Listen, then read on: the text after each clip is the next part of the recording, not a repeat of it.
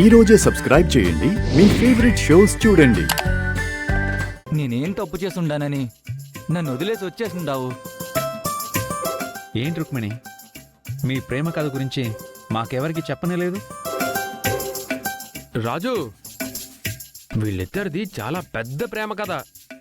వీళ్ళ ప్రేమ కథ సినిమాగా తీస్తే సూపర్ హిట్ అయిపోతుంది తెలుసా? అవునా?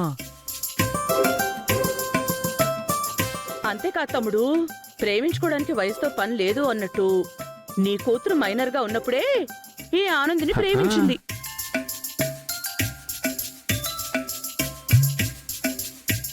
ఈ ఆనంద్ పాప జులైలా తిరుగుతూ ఉండేవాడట. ఇంత అందమైన అమ్మాయి వెంటపడుతుంటే ఎవరు మాత్రం వద్దనుకుంటారు? అలా ఆనంద్ కూడా ప్రేమలో పడ్డాడంట.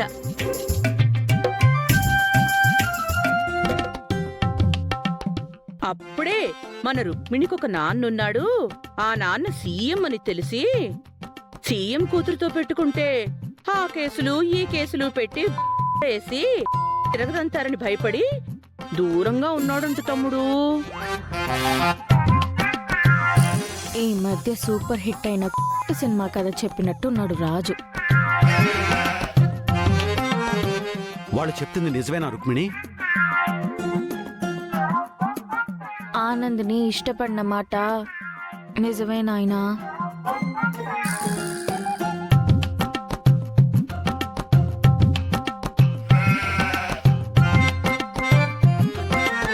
కానీ నిన్ను అమ్మని కలిపేంత వరకు పెళ్ళొద్దని చెప్తూనే ఉండాను.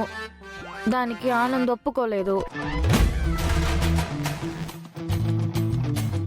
మా అమ్మ నాయన్ని కలపడం కంటే నాకు నీ ప్రేమేమీ ముఖ్యం కాదని తెగేసి చెప్పేసుండాను.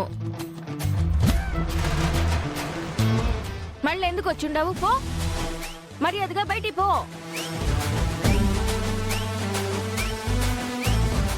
రుక్మిణి అంటే నీకు ఇష్టమేనా? నా ప్రాణం సారు. అల్లరి చిల్లరిగా తిరిగే నేను రుక్కు కోసం మంచిగా మారుండాను సారు. రుక్కుని సాకడం కోసం కష్టపడి పని చేయాలని ఒక కుట్టు మెషిన్ షాప్ కూడా పెట్టుకుని ఉన్నాను సారు.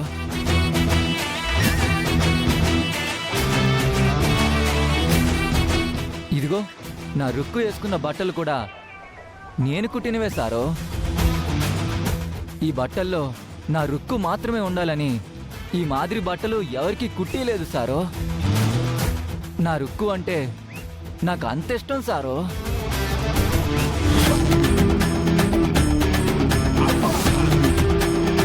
కానీ సారు, సడన్గా నేను మా నాయన దగ్గరికి పోతుండా మా అమ్మని మా నాయన్ని కలపాలి అని వాళ్ళిద్దరూ కలిసి నాకే మన పెళ్ళి అని చెప్పేసి చెప్పా పెట్టకుండా వచ్చేసింది సారు.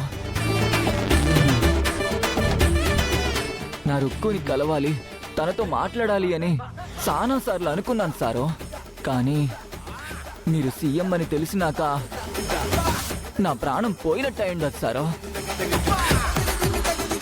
నా రుక్కు నాకు దక్కదేమోనని బాధపడుతూ ఉంటే నా పాలిట దేవుళ్ళలాగా ఇదిగో వీళ్ళొచ్చారు సారు.